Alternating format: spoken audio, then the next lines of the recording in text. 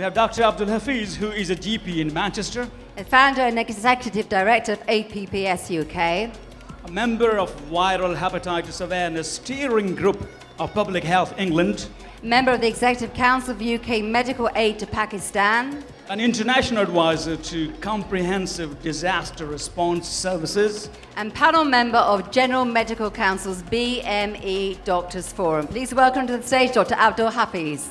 Dr. Abdul Hafeez for our APPS introduction. It is a great honor for me to stand in front of all of you today. So many dignitaries, scholars, professors, and not to forget my own father, who is here for the first time from Pakistan, and this is his first ever APPS UK Gala dinner.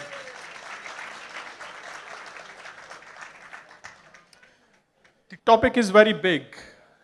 APPS is not just a one-day organization, one-year organization. There is a long history, and there is so much which I can talk. But my London team did mention that Londoners are not interested in long speeches. So I think I have to stick to the point. There is, as you would appreciate, when we come from a different country, there is a great difficulty to enter into a new system. And this was one of the reasons why, obviously, we at that stage thought that there has to be a platform. The ethos of APPS, of any organization, is important. We all know National Health Service has invested a lot of money in us. Wherever stage which we are because of that investment. And for many of us who have come from Pakistan, Pakistan has invested a lot in us as well. And we do owe to both the countries in whatever way we can. Just look around in this room. We have seen so much negative media coverage of Pakistani people, Pakistanis in general. There have been polio in the news. We are just known for all the negative agenda. But just look around. See the people who are sitting here, the cream of the country, I would say. So many hard-working professionals who work day and night, provide excellence in the care they provide, and they have created big names within NHS. And we must appreciate all of them. I do sometimes also think whether local community appreciates us as well. And I would like to just quickly share a message which I received from a lady quite a while back. In 2005, I received a phone call from a pensioner, 85-year-old. Her name was Margaret. She heard APPS UK earthquake appeal on BBC News. So she rang us and she said, I want to donate £5 to your country. This is a pensioner. She said, I don't have any more money, but this is my token to your country for all the doctors who have been coming from Pakistan and looking after me. And I think she needs a round of applause as well, please.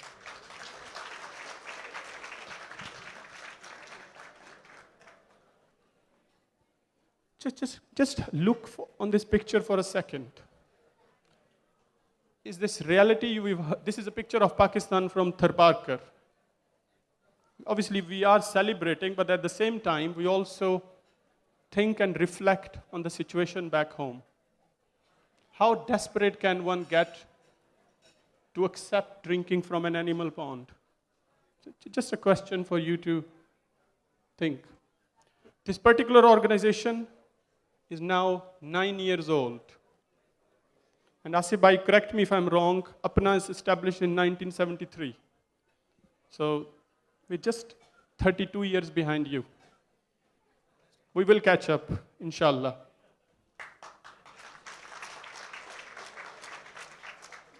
Over last 50 years, there have been a number of attempts of setting up an organization, but for whatever reasons, the organizations couldn't sustain, couldn't continue.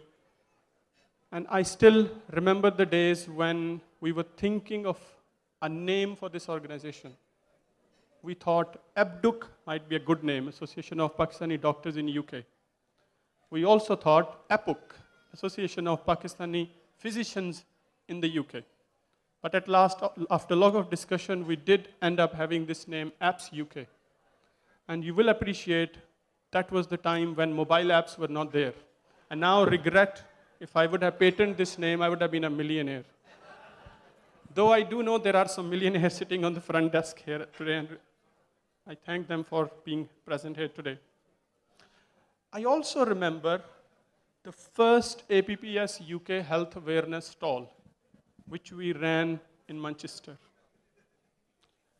The stall was given to us free of charge by Afzal Khan, who was then councillor and now member of the European Parliament. I spoke to one of my friends. I said, we're going to have this stall. Can we continue? Can you help me with this task? And he did promise he will come. But on the day, I received a text message from him that he's not feeling well, so he can't come. And that was the day when we had a stall with an A4 size paper printed on my own personal printer, just saying APPS UK, and my children, who were under 10 at that time, my helpers. From such a humble start, APPS UK today is an international organization. And I think you all appreciate that.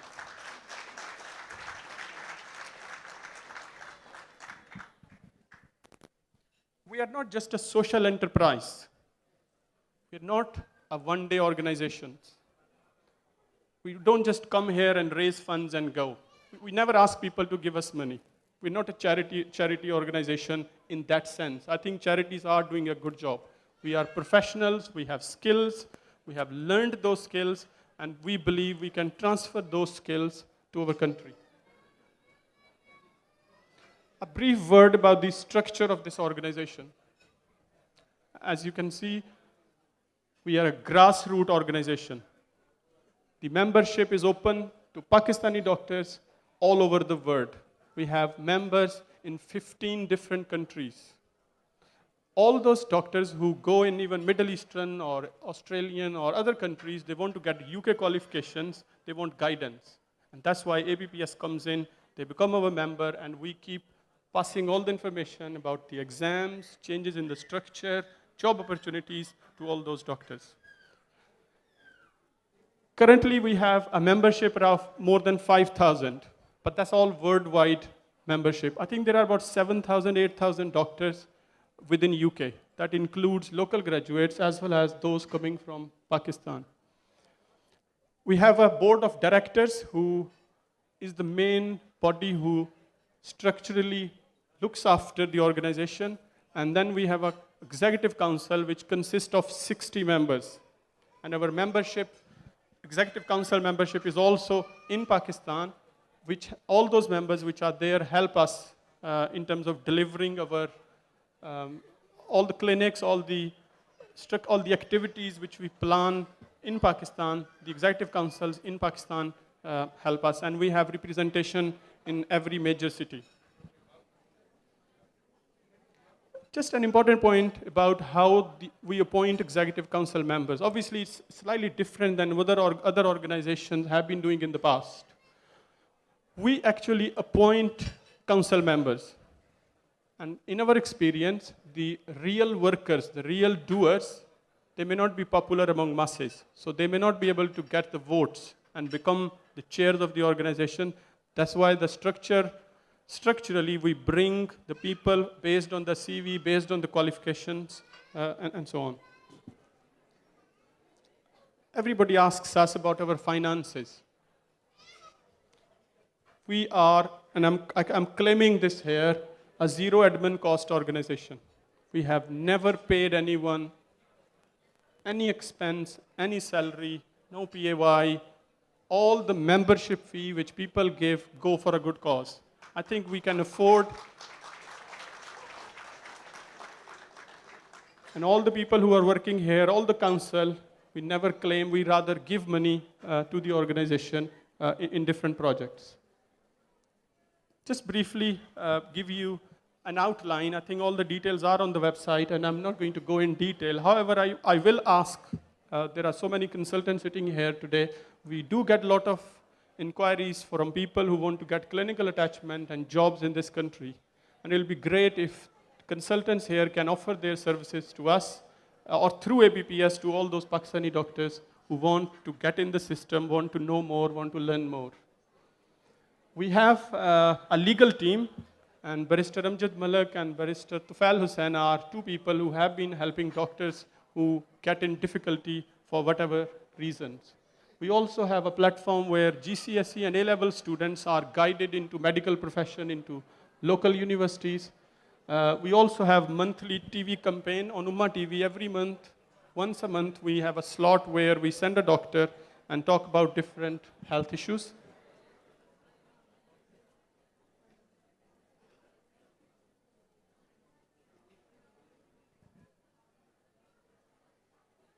Then we have some more projects which we run in Pakistan as well. I don't want to really go in the detail of that, but just to mention, we are writing clinical guidelines, and I think there are 3 or 4 of them which are ready. Dr. Yasmin Hussain is sitting somewhere. She is leading that team. So we are changing international guidelines to fit them for purpose based on resources in Pakistan. We have, if you just concentrate on the top video, Dr. Shakil Malik, one of our executive directors, is running a paramedic course in Kotli, Kashmir for 1122 service. The people who are running the service, they are just drivers. They don't even know basic BLS. They don't know how to bandage. So we have actually gone in and trained them for that. In the bottom picture, Altaf Khatak, who have already spoken before, those are the children of Child Protection Project. How many children do you have in the project? There are 200 children registered in this project. These are children picked from street, and they are educated, they are taken to the centers, and obviously they're provided with boots, thick boots, gloves, just to protect them. Lastly, one project which I would like to go in a little bit more detail is the telemedicine project. At the moment, we are running a free online clinic. So people in Pakistan can send us questions. There are different types of questions which we get from their personal medical problems, and we do answer them. They send us medical reports. We get an opinion from a consultant. We pass that information on to them. But now we want to change this service or extend this service into telemedicine, where people can actually speak to us.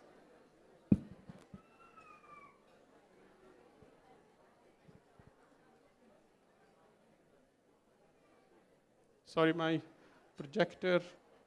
This is my last slide. And I'm going to ask you this question. Do you know the Nobel Peace Prize for Physics 2014 is given to the inventors of LED light? Who invented the first bulb? Who invented this bulb? Yeah, thank you.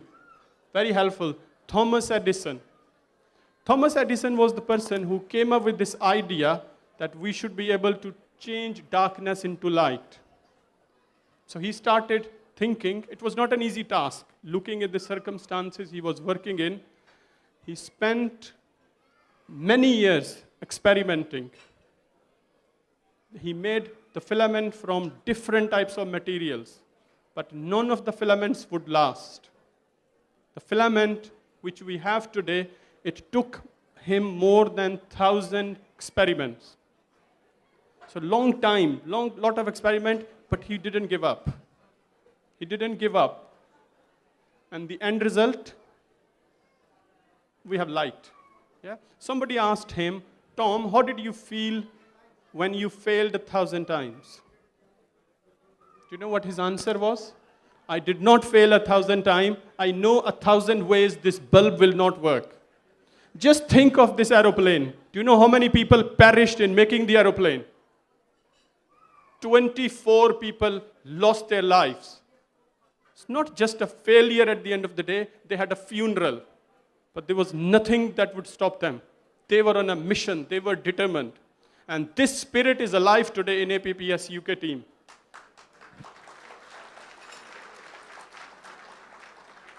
And I will ask all of you to speak to the council members. And you can see the enthusiasm which is there. And we will never stop. We have never stopped. We have never stepped back. And this is the statement which we stand on. We will only move forward. Brothers and sisters, I know, obviously, there is a lot of, I can see a lot of people are interested in networking, which I do appreciate. And thank you for that as well. We have achieved many personal and professional goals in our lives. And I would encourage you to join APPS to achieve the goal for Pakistan. Thank you.